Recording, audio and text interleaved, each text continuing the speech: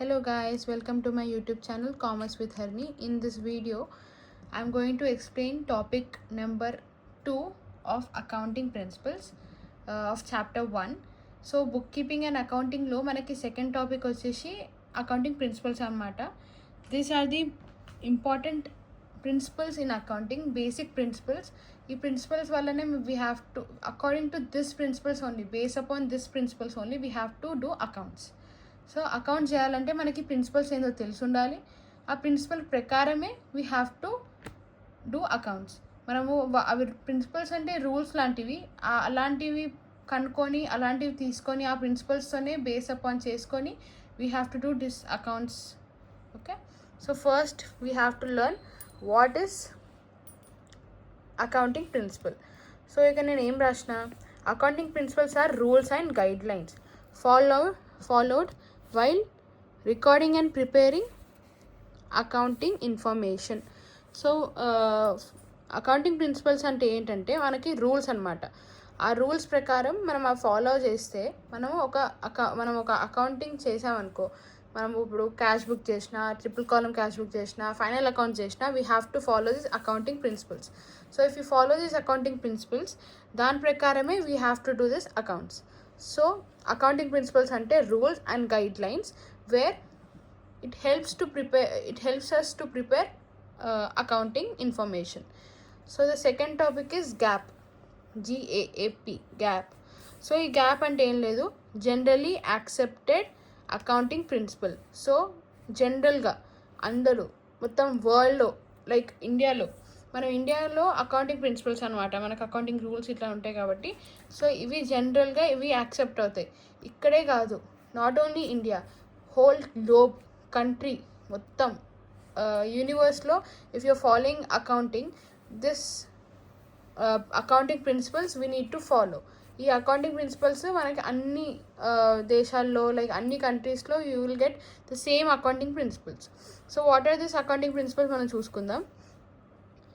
So first వచ్చేసి business entity concept, second money measurement concept, going concern, accrual concept, cost concept, and then is realization concept, then accrual concept, then matching concept, and lastly dual aspect concept. Okay, so we have total 9 accounting concepts ఉన్నాయి మన దగ్గర. So we have total 9 accounting concepts. I'll write over here, total 9 accounting concepts ఉన్నాయి మనకి. ఈ 9 accounting concepts, they are so important so that you can do accounts based on this accounting principles. So accounting concepts అయినా principles అయినా ఇవన్నీ ఇవే మొత్తం 9.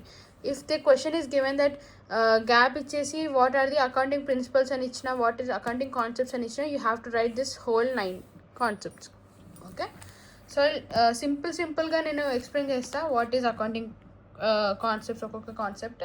So business entity concept. Business entity concept usually means that the person, the owner and the business are not, the person and the business are separate, treated as separately. So ఇప్పుడు నాకు ఒక company ఉంది, for example let us take an example. So I have a company. ఆ కంపెనీలో నేను 50,000 invest చేసిన. 50,000 invest చేస్తే ఆ 50,000 వచ్చేసి నేను క్యాపిటల్ కింద నా కంపెనీకి పెడతా. కానీ ఆ క్యాపిటల్ పెట్టినా కదా నేను 50,000 నావి అయిపోవు. ఇప్పుడు నేను కంపెనీకి ఇన్వెస్ట్ చేసిన అంటే నేను ఓనర్ని, అది నా కంపెనీ, ఏబీసీ లిమిటెడ్ నా కంపెనీ. ఆ ఏబీసీ లిమిటెడ్లో 50,000 ఇన్వెస్ట్ చేస్తే దాన్ని క్యాపిటల్ కింద కన్సిడర్ చేస్తా, కానీ అది నా మనీ, నా పైసలు అని నేను చెప్పను. ఎందుకంటే నేను సపరేట్ అండ్ నా కంపెనీ సపరేట్. సో నేను కంపెనీకి పెట్టిన, అది నా బెనిఫిట్ కోసం కాదు, ఫ్యూచర్లో నా బెనిఫిట్ వస్తుంది, మనకి ప్రాఫిట్స్ లాగా బెనిఫిట్ వస్తుంది. బట్ మనం సపరేట్గా ట్రీట్ చేసుకుంటాం, ఎందుకంటే అది మనం ఇన్వెస్ట్ చేసిన అమౌంట్ని మనం సపరేట్గా ట్రీట్ చేస్తాం. సో కంపెనీ అలాగుంటుంది, ఇంకా owner is different. So business entity concept అంటే we have 2 separate entities, like 1 person owner entity అలాగుంటుంది, ఇంకా కంపెనీ అలాగుంటుంది. సో బిజినెస్ ఎంటిటీ కాన్సెప్ట్లో ఏమవుతుందంటే, ఇప్పుడు ఒక కంపెనీ మీద మీరు కేసు వేయచ్చు, మనిషి మీద కాకుండా కంపెనీ మీద వేస్తారు. ఇప్పుడు మనం ఈ యొక్క రిలయన్స్ కంపెనీ అనుకో, రిలయన్స్ కంపెనీ మన ఫ్రాడ్యులెంట్ పని చేసింది, దానివల్ల మీరు కంప్లైంట్ ఇవ్వాలంటే you can complaint against Reliance company. Ambani మీద కంప్లైంట్ ఇచ్చే అవసరం లేదు. You have to complaint against the company. So అక్కడ Ambani different person, Reliance company different persons. Ambani ఉట్టి షేర్ హోల్డర్, అంటే ఆయన జస్ట్ ఓనర్, అంతేగాని ఆయన బిజినెస్ ఆయనదే, ఆయన కట్టిస్తేనే, ఆయన ఎంపోరియం వల్లనే కట్టినారు, కానీ మనం వాళ్ళని డిఫరెంట్గా ట్రీట్ చేయాలి. So that is called business entity concept. Next is money measurement concept. Money measurement అంటే ఏది మనీ టర్మ్స్లో రిలేటెడ్ ఉంటుందో దాన్నే మనం రాసుకోవాలి, ఇంకేవి కావు. ఫర్ ఎగ్జాంపుల్, మనం ఒక పర్సన్కి, నా కంపెనీలో ఒక పర్సన్కి నేను శాలరీ ఇస్తున్నా. శాలరీ ఇచ్చినప్పుడు ఆ శాలరీ వచ్చి 20,000 ఇస్తున్నాను నేను, పర్ మంత్ 20,000 ఇస్తున్నా. సో 20,000 నేను ఈ మంత్కి 20,000 ఇచ్చిన ఆయనకి శాలరీ ఇస్తే నేను 20,000 రాసుకుంటా. ఆయన ఎంత మంచి పని చేసినాడు, ఆయనకి ఎన్ని అవార్డ్స్ వచ్చినాయి అవన్నీ నేను రాయా. ఆయనకి ఎంత శాలరీ ఇచ్చినా నేను అదే రాసుకుంటా. So only in terms of money is considered in money measurement concept. Okay, then second concept is going concern concept. Going concern concept అంటే ఇది ఒక అజంప్షనే, దీన్ని మీరు ఇంకేదో అనుకోకండి, ఇది ఒట్టి అజంప్షనే లాగా ట్రీట్ చేసుకోండి. మీరు ఫస్ట్ ఎగ్జామ్లో కూడా వాళ్ళు గోయింగ్ కన్సర్న్ కాన్సెప్ట్ గురించి అడిగితే అది ఒక అజంప్షన్ అని రాయండి. అజంప్షన్ అని రాయకపోతే you will treat it as దానికి మార్క్స్ పడదు. సో ఓన్లీ మీరు అజంప్షన్ అని రాయాలి. గోయింగ్ కన్సర్న్ కాన్సెప్ట్ అంటే ఒకటి అజంప్షన్ అంటే మనం ఒక ఆలోచిస్తాం అంతే. సో ఈ గోయింగ్ కన్సర్న్ కాన్సెప్ట్ అంటే దాంట్లో మనం అనుకుంటాం మన బిజినెస్ వచ్చేసి లైఫ్ లాంగ్ అదేమంటారు కంటిన్యూ అవుతూనే ఉంటుందని చెప్పి అనుకుంటాం. దాన్ని గోయింగ్ కన్సర్న్ కాన్సెప్ట్ అంటారు. For example, let us take an example of going concern కాన్సెప్ట్కి. ఒక business, like I have started this college అనుకుందాం. కాలేజ్ స్టార్ట్ చేస్తే నేను కాలేజ్ స్టార్ట్ చేసినప్పుడు నేను బెంచెస్, టేబుల్స్, బోర్డ్స్ అని కొంటా. ఆ బోర్డు టేబుల్ కొన్నప్పుడు నేను ఏమనుకుంటా, నా కాలేజ్ లైఫ్ లాంగ్ నడుస్తుంది అని అనుకొని నేను ఇన్వెస్ట్ చేస్తాను అనమాట. కాలేజ్ స్టార్ట్ చేస్తా. అట్లనే బెంచ్లు కొంటే నాకేం తెలుసు నడుస్తుందో నడవదో, మనం అదొక అజంప్షన్, మనం ఊహించుకుంటాం మనది నడిచేస్తుంది, మనం ఒక 3-4 years నడుపుతాం మేము మన కాలేజ్లో, ఒక అజంప్షన్ పెట్టుకుంటాం. దాన్ని గోయింగ్ కన్సర్న్ కాన్సెప్ట్ అంటారు. నెక్స్ట్ ఫోర్త్ కాన్సెప్ట్ వచ్చి accounting period concept. Accounting period అంటే ఓన్లీ 1 year, ఫైనాన్షియల్ ఇయర్ ఉంటుంది కదా, దాన్ని మనం అకౌంటింగ్ పీరియడ్ అంటాం. ఏం లేదు, 1st March నుంచి 31st March నుంచి 1st April వరకు is an accounting period. So accounting period అంటే 1 year. 1 year క్యాల్కులేషనే చేస్తాం. ఇన్ కేస్ మనం ఒక ప్రోడక్ట్ని కొన్నాం, దానికి మనము ఒక మషిన్ని కొన్నాం, దానికి మనము ఏమైనా డెప్రిసియేషన్ అలాంటివి తీయాలి అన్నా 1 yearకే తీస్తాం. ఓకే, 1 year అంటే మీకు డెప్రిసియేషన్ అంటే అర్థం కాదు. If you learn from more videos or ఇంకా మీరు టాపిక్స్ నేర్చుకున్న కొద్దీ మీకు డెప్రిసియేషన్ అంటే ఏంటో అర్థమవుతుంది. But I will take a simple example in this. Accounting period అంటే మనం కొన్నదానికి 1 year లైఫ్ టైం చూస్తాం. లైక్ ఫర్ ఎగ్జాంపుల్ బల్బ్, మనం ఒక బల్బ్ ఇవాళ పెట్టిన తర్వాత మనం అనుకుంటాం ఇది 1 year రావాలి అని అనుకుంటాము. అది 1 year వచ్చేదాకా దాని మీద వ్యారంటీ ఇస్తాడు, 1 yearకే యూస్ అవుతుంది, దానికన్నా ఎక్కువ రాదని. కొన్నిసార్లు కొన్ని రోజులు ఎక్కువ వస్తే కొన్ని రోజులు రావు, 6 monthsలోనే అయిపోతుంది. సో మనము దాని అకౌంట్స్ వచ్చి 1 yearకి తీస్తాం. అంటే ఇప్పుడు ఆ 6 monthsకి వస్తే 6 monthsకి తీస్తాం, కానీ అది 1 year కాబట్టి 1 year వచ్చిందంటే నెక్స్ట్ ఈ జూన్ 1st నుంచి నెక్స్ట్ ఇయర్ May 31st వరకు మనం ఒక 1 year క్యాల్కులేషన్ చేస్తాం. దాన్ని అకౌంటింగ్ పీరియడ్ అంటారు. అకౌంటింగ్ పీరియడ్ అంటే you'll have only 1 year. 1 year ఎందుకు క్యాల్కులేట్ చేస్తాం అంటే 1 year తర్వాతనే we will see it will giving us profit లేదా లాస్ ఇస్తుందా ప్రాఫిట్ ఇస్తుందా చూసుకోనికి మనం 1 year తర్వాత క్యాల్కులేట్ చేస్తాం. 3 monthsకి 6 monthsకి 9 monthsకి we won't calculate. Accounting period అంటేనే 1 year. Okay, next is cost concept అంటే దాని ఫస్ట్ ఒరిజినల్ ప్రైస్ ఏముందో అదే రాసుకుంటాం. Original price in case for example మనం ఒక ఫోన్ కొన్నాం, ఫోన్ కాస్ట్ వచ్చేసి 18,000 ఫోన్ కాస్ట్. ఆ 18,000 పెట్టి నువ్వు కొనలే, నీకు అన్ని కార్డ్ డిస్కౌంట్, దాని డిస్కౌంట్, స్టూడెంట్ డిస్కౌంట్ అని చెప్పి నీకు వచ్చింది అది 15,000కి వచ్చింది. 15,000 రాగానే నీకు ఒరిజినల్ కాస్ట్ ఎంత పడ్డా, నువ్వు ఎంత కట్టినావు, ఓన్లీ 15,000 కట్టినావు. ఆ 15,000 వచ్చి కాస్ట్ కాన్సెప్ట్ కిందకి వస్తుంది. ఆ 15,000 ఈజ్ ది ఒరిజినల్ కాస్ట్. నువ్వు అది నీకు ఎంత ప్రైస్ ఉందా మార్కెట్లో నేను చూడవు, ఓన్లీ నీకెంత ప్రైస్ పడ్డదో అదే రాసుకుంటావు, ఓన్లీ ఒరిజినల్ పర్చేస్ ప్రైజే రాసుకుంటావు. So cost concept is only purchase price is considered in the cost concept. దాని తర్వాత నెక్స్ట్ వచ్చేసి రియలైజేషన్ కాన్సెప్ట్. రియలైజేషన్ కాన్సెప్ట్లో ఓన్లీ రెవెన్యూ అంటే మనకి ఏ అమౌంట్ వస్తుందో అదే రాసుకుంటాం, కానీ అమౌంట్ ఎప్పుడు వచ్చిందా అని చూసుకో. అంటే క్యాష్ ఇప్పుడు నీకు ఒక పర్సన్కి ఇన్ని 10 సోఫాస్ అమ్మినావు, 10 సోఫాస్కి నీకు ₹1,00,000 రావాలి. ₹1,00,000 రావాలంటే ₹1,00,000 ఇవ్వాలే, ఆడు ఇవ్వడు, ఆడు క్రెడిట్లో తీసుకున్నాడు, ఆడు ఫ్యూచర్ పీరియడ్లో ఇస్తాడు. ఫ్యూచర్ పీరియడ్ అంటే ఒక 3 months తర్వాత ఇస్తాడు. 3 months తర్వాత ఇస్తాడు కదా, 3 months తర్వాత నువ్వు రాయొద్దు తన అమౌంట్. 3 months తర్వాత నీకు రాసుకుంటా అని కాదు, ఎప్పుడు నువ్వు వాడికి ఆ గూడ్స్ ఇచ్చేసినావో, ఎప్పుడో 10 సోఫాస్ ఇచ్చేసినావో, ఎప్పుడు ₹1,00,000 వర్త్ సోఫాలు వాళ్ళకి ఇచ్చినావో ఆ సోఫాలు అప్పుడే నువ్వు రాసేసుకోవాలి, నేను ఇంత సోఫాలు అమ్మేసిన 20 అని, అంతే. దాంట్లో మళ్ళీ నువ్వు ఈ ఏమంటారు, నాకు ఫ్యూచర్ 3 months తర్వాత రిసీవ్ అయింది కదా క్యాష్ అంటే కాదు.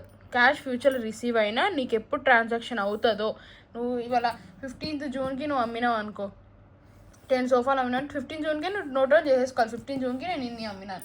నీకు క్యాష్ వచ్చిందా రాలేదా ఇర్రెస్పెక్టివ్. ఓకే, దాని రియలైజేషన్ కాన్సెప్ట్ అంటారు. దాంట్లో రియలైజేషన్ కాన్సెప్ట్ అంటే ఓన్లీ రెవెన్యూయే వస్తుంది. ఓకే, ఓన్లీ రెవెన్యూయే కన్సిడర్ చేస్తావు, ఇంకేవి కన్సిడర్ చేయవు దాంట్లో. దాని తర్వాత అక్రూవల్ కాన్సెప్ట్ మీదనే మన అకౌంట్స్ మొత్తం రిలే అయ్యి ఉంటుంది. అక్రూవల్ కాన్సెప్ట్ మీదనే మనం అకౌంట్ చేస్తాం. ఇన్ని కాన్సెప్ట్స్ నేర్చుకున్నా we will only prepare accounts on base of accrual concept. Accrual concept అంటే హియర్ విల్ సీ దీంట్లో ఒట్టి రెవెన్యూ చూస్తాం కదా రియలైజేషన్లో, but in accrual will see both expense చూస్తాం, రెవెన్యూ చూస్తాం. సో మనకి ఖర్చులు ఎప్పుడు అయినాయా, డబ్బులు ఎప్పుడు వచ్చినాయా మనం చూడము. మనకి ఎప్పుడు ట్రాన్సాక్షన్ అయిందో అప్పుడే మనం will note it down. Expenses ఎప్పుడు ఇన్కర్ అయినాయో విల్ రైట్ ఇట్. ఇన్కమ్ వచ్చేసి ఎప్పుడు ఎర్న్ అయిందో will write it. Not when the cash received. పైసలు నాకు 3 months తర్వాత వస్తాయని చెప్పి 3 months తర్వాత నువ్వు క్యాష్ వచ్చి నీ చేతికి క్యాష్ వచ్చిన తర్వాత నువ్వు రాయవు ట్రాన్సాక్షన్. ఎప్పుడు నువ్వు అమ్మినావో అప్పుడే రాసేస్తావు. పర్చేస్ చేసినప్పుడు కూడా నువ్వు ఒక 10 కూలర్లు కొన్నావు, 10 కూలర్లు కొన్నావు అనుకో, ఆ కూలర్ ఎప్పుడు కొన్నావో అప్పుడే నువ్వు రాసేయాలి ట్రాన్సాక్షన్. నువ్వు డబ్బులు 3 months తర్వాత ఇస్తావో 1 month తర్వాత ఇస్తావో లేదా డబ్బులే ఇవ్వవో అది నీ ప్రాబ్లం. బట్ నువ్వు దాంట్లో ఎక్స్పెన్స్లో అక్రూవల్ కాన్సెప్ట్లో నువ్వు ఎప్పుడు కొన్నావా ఎప్పుడు అమ్మినావా ఆ డేట్కే నువ్వు ఈవెంట్ రాసుకోవాలి. అప్పుడే ఆ ట్రాన్సాక్షన్ వేసుకుంటేనే దాన్ని అక్రూవల్ కాన్సెప్ట్ అంటారు. Irrespective of cash received or cash paid, నువ్వు ఎప్పుడు expenses are incurred even if you are not paying, అప్పుడు కూడా you have to write this expense. Revenue కూడా in case you are paying you are receiving the amount in future period, దానికి కూడా నువ్వు you have to write now only. whenever you have a transaction, whenever the event occurs, whenever the event earned, then only you have to write the transaction. And the 8th one is matching concept. Matching కాన్సెప్ట్లో ఏం లేదు, మన expenses revenues match అవ్వాలి. Expenses and revenue match అవ్వాలంటే నీకు ఇక్కడ ఎక్స్పెన్స్లో వచ్చేసి 20,000 expense అయినాయి, నువ్వు 20,000 ఖర్చు పెట్టినావు. మళ్ళీ మనకు ఇన్కమ్ వచ్చేసి ఒక 30,000 ఉందనుకో, నీకు ఎక్స్పెన్స్ ఇంకా రెవెన్యూ మ్యాచ్ అవ్వాలి. సో ఇక్కడ ఉన్న difference amount will see in this sums. But మనకి ఇక్కడ బేసిక్గా ఏంటంటే మ్యాచింగ్ కాన్సెప్ట్లో you have to match both. You have to match the both expenses and expense should be matched with revenue. Expenses ఇంకా income వచ్చి మనకు మ్యాచ్ అవ్వాలి, దాన్ని మ్యాచింగ్ కాన్సెప్ట్ అంటారు. డ్యూయల్ ఆస్పెక్ట్ ఏంటంటే రెండు ఎఫెక్ట్స్ ఉంటాయి. అకౌంట్స్ అంటేనే 2 ఎఫెక్ట్స్, ఒకటి వచ్చేసి డెబిట్, ఒకటి వచ్చి క్రెడిట్. డెబిట్ ఎఫెక్ట్ ఉంటుంది, క్రెడిట్ ఎఫెక్ట్ ఉంటుంది. నువ్వు ఒక బిజినెస్ నడుపుతున్నావు, నువ్వు వాటర్ బాటిల్ అమ్మే బిజినెస్ నడుపుతున్నావు. దీంట్లో నువ్వు సేల్ చేస్తావు, పర్చేజెస్ చేసుకుంటావు. సో ఇక్కడ డ్యూయల్ ఆస్పెక్ట్ ఉందా, నీ కంపెనీలో డ్యూయల్ ఆస్పెక్ట్ ఉందా, నువ్వు కంపెనీలో పర్చేజ్ కూడా చేసుకున్నావు, సేల్ కూడా అవుతుంది నీ కంపెనీకి, నువ్వు అమ్ముతున్నావు కొంటున్నావు. నీ ప్రోడక్ట్స్ నువ్వు కొనవు కదా, వేరే నీకు నువ్వు ప్రోడక్ట్ బాటిల్ మ్యానుఫ్యాక్చర్ చేయాలంటే బాటిల్స్కి ప్లాస్టిక్ కావాలి, దాని రకరకాల ఫైబర్స్ కావాలి, దాని మషీన్స్ కావాలి, అవి ప్రొడ్యూస్ అయ్యే మషీన్స్ కావాలి. సో అలాంటివన్నీ చేయాలి అంటే దానికి కలర్స్ కావాలి. నువ్వు ఒక్కొక్క కలర్స్ చేస్తావు కదా, blue colour bottle, black colour bottle, green colour చేయడానికి దానికి కలర్స్ కావాలి. అవన్నీ కొంటావు. You'll buy from a supplier, you'll purchase them. ఒక సప్లయర్ దగ్గర నుంచి పర్చేస్ చేసుకుంటావు. దాంట్లో నువ్వు పర్చేస్ చేసుకున్నావు నీ కంపెనీ కోసం. నువ్వు మళ్ళీ అవన్నీ ప్రొడ్యూస్ చేసినాక యుల్ సెల్ ఇట్. మళ్ళీ నువ్వు నీ బయట డీమార్ట్లో అయినా ఎక్కడైనా అమ్ముతావు నీ వాటర్ బాటిల్స్, రోడ్ మీద అమ్ముతావు, చైనా బజార్లో సప్లై చేసిన యుల్ డూ సేల్స్. సో దాంట్లో టూ ఆస్పెక్ట్స్ ఉన్నాయి, సేల్స్ అయింది, పర్చేస్ అయింది. So there is a dual aspect. ఇంకోటి డెబిట్, క్రెడిట్. డెబిట్ ట్రాన్సాక్షన్ ఉంటుంది, క్రెడిట్ ట్రాన్సాక్షన్ ఉంటుంది. నీకు డబ్బులు వస్తుంటాయి, పోతాయి. నువ్వు పర్చేస్ చేసినప్పుడు ఏమవుతుంది, మన డబ్బులు పోతాయి. డబ్బులు పోయినాయంటే దెర్ ఇస్ ఎ ట్రాన్సాక్షన్, డబ్బులు పోవడం. కానీ నీకు పర్చేస్ చేసినప్పుడు నీకు ఏమొస్తుంది, ఒక గూడ్స్ వస్తుంది, నువ్వేం కొంటున్నావు అవన్నీ వస్తున్నాయి నీకు. So there is a debit transaction. So debit అంటే రావడం, క్రెడిట్ అంటే పోవడం. సో డెబిట్ అంటే రావడం అంటే మన డ్యూయల్ ఆస్పెక్ట్ ఏముంది, పర్చేస్ చేసినప్పుడు డెబిట్ అంటే మనకు ప్రోడక్ట్ వస్తుంది, క్రెడిట్ అంటే డబ్బులు పోతున్నాయి. So there is a dual aspect of when you're doing purchase, there is a dual aspect. In everything in accounts we'll have dual aspect, debit and credit. We'll have these two events occurred. So dual aspects ante debit and credit, you have two aspects ante. Okay, then the other we have accounting conventions. Accounting conventions ante, so దీంట్లో accounting conventions అంటే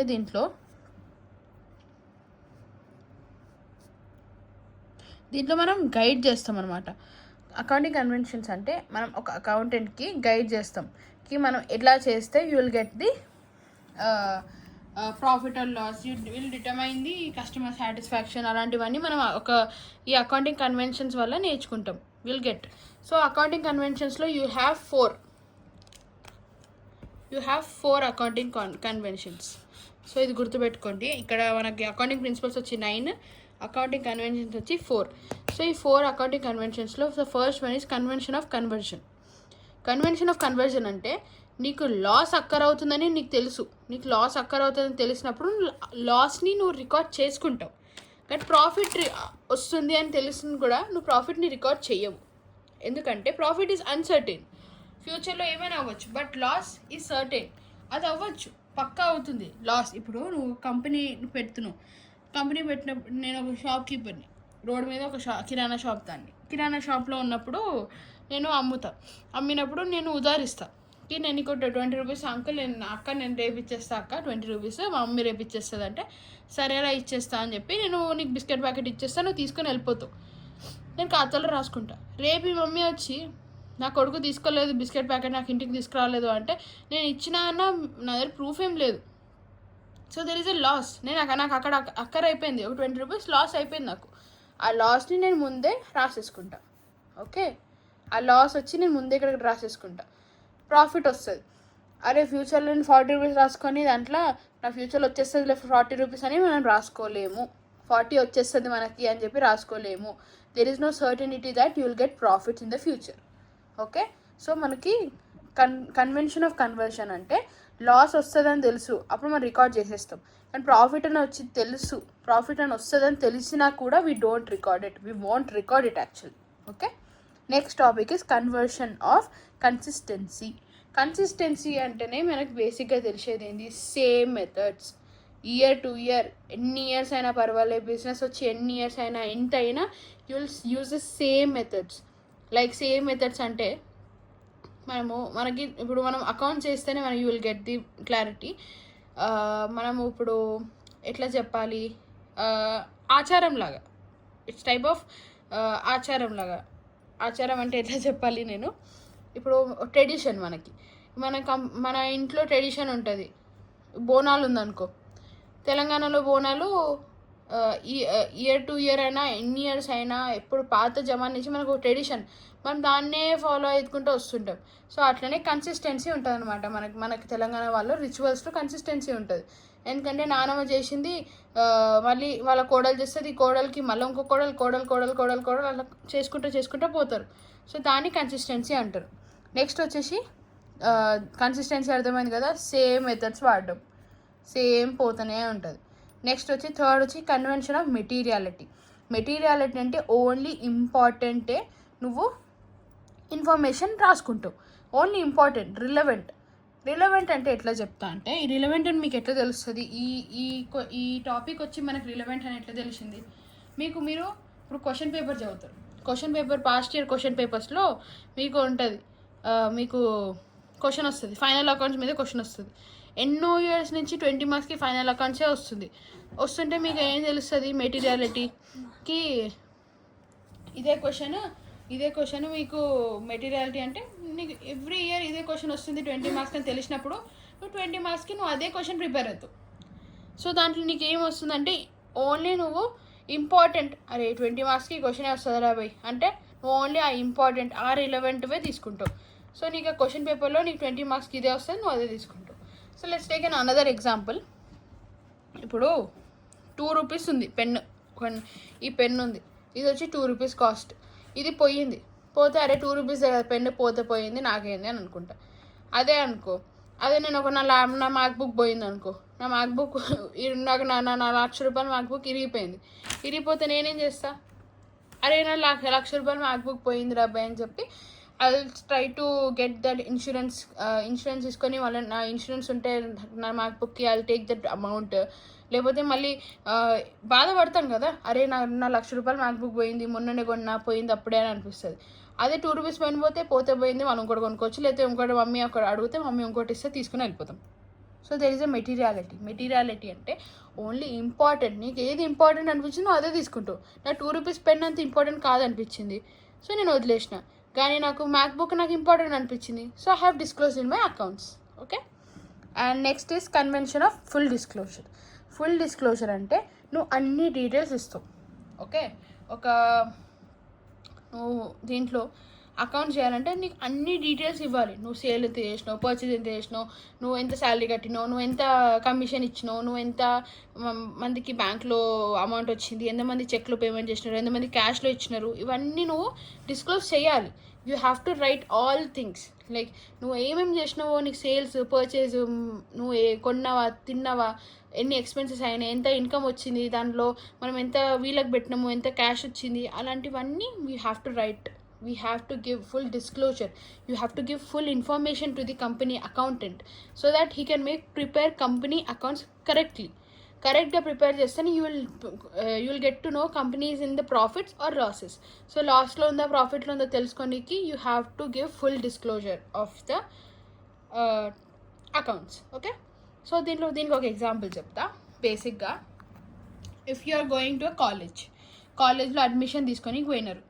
okay, admission తీసుకొని పోయినప్పుడు మీకు details అని అడుగుతారు. Aadhaar card number, phone number, email ID, father name, mother name, అన్ని facts అని disclose చేస్తారు.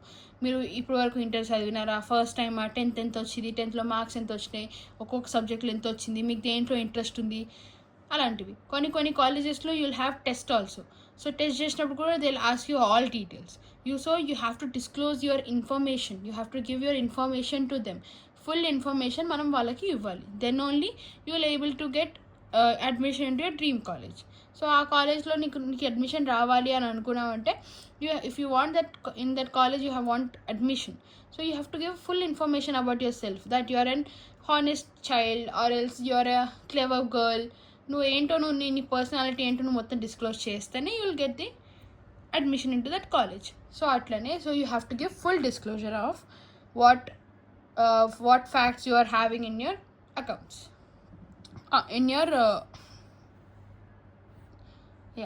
accounts. Next one is accounting concept and convention. So మనకి అకౌంటింగ్ కాన్సెప్ట్ అంటే ఏంటి, అకౌంటింగ్ కన్వెన్షన్స్ అంటే ఏంటో తెలుసుకుందాం. సో అకౌంటింగ్ కాన్సెప్ట్స్ అంటే బేసిక్ కాన్సెప్ట్స్, అవి అజంప్షన్స్. మనం అజంప్ చేసుకుంటాం, అంటే మనం ఊహించుకుంటాం కి ఇది materiality concept, money measurement, going concept, ఇవన్నీ మనం అనుకుంటాం. ఇప్పుడు అన్నీ ఒకటేలాగా అవ్వవు కదా. సో ఇప్పుడు మనీ మెజర్మెంట్ అన్నీ మనకు మనీ మెజర్మెంట్లో అన్నీ మనీలోనే వస్తాయి అని చెప్పి మనం వీ కాంట్ రిలయబుల్. లైక్ నువ్వు ఒక కస్టమర్ దగ్గరికి వచ్చి కస్టమర్ అమౌంట్ పే చేస్తాడు, కస్టమర్ అమౌంట్ పే చేయకముందు వచ్చి నీకు రివ్యూ ఇచ్చినాడు, లైక్ ఇట్స్ సో గుడ్, మీ ప్రోడక్ట్ బాగుంది అని. So there is no guarantee కాన్సెప్ట్కి మనకి మనీ మెజర్మెంట్ కాన్సెప్ట్ అయినా ఏ కాన్సెప్ట్ అయినా you'll get clearly get. So దాన్ని అది ఒక అజంప్షన్ అనమాట. మనకి బేసిక్ అజంప్షన్స్ ఇవన్నీ. మనకి 9 టాపిక్స్ వచ్చినాయి కదా, ఈ 9 టాపిక్స్ వచ్చి basic assumptions and convention. So what is convention? Convention అంటే practice. It's a time to guide. ఇది ఒక గైడింగ్ అనమాట. మనం దాంట్లో గైడ్ చేస్తాం, అకౌంటెంట్స్కి గైడ్ చేస్తాం. అంటే ఏంటంటే మీరు ఇక్కడ ప్రాఫిట్స్ రాసుకోకండి, మీరు ఓన్లీ లాస్ తీసుకోండి, because you can not city in the profit అని. దాని తర్వాత సేమ్ మెథడ్స్ ఫాలో చేయమని చెప్తాము. దాని తర్వాత ఓన్లీ ఇంపార్టెంట్, కంపెనీకి ఏది బిజినెస్కి ఇంపార్టెంట్ అవే ఇన్ఫర్మేషన్ తీసుకోండి, మిగతావన్నీ తీసుకునే అవసరం లేదు అని చెప్తాము. దాని తర్వాత మనము ఫుల్ డిస్క్లోజర్ తీసిన తర్వాతనే you have to prepare accounts అని చెప్తాం. సో ఇన్ కన్వెన్షన్స్లో will guide the accountants that మీరు ఈ అకౌంట్ ఈ కన్వెన్షన్స్ వాడి మీరు అకౌంట్స్ చేయండి అని చెప్తాం. సో దానివల్ల వాళ్ళకి they will make a proper accounts for the business to determine profit or loss of the business. So this is all we have in the second topic of accounting principles. Next video I'll upload about civics and all. నేను అన్ని subjects చెప్తున్నా, not only commerce and accounts. I'll say all subjects, even English. I don't know Sanskrit. I only tell Hindi. Okay, so if you want any videos, any further videos about accounts, commerce, civics, please comment in this. If you like this video, please like, share, subscribe this my channel. And if you have any doubts, please tell me in the comment section. And thank you for today. Bye.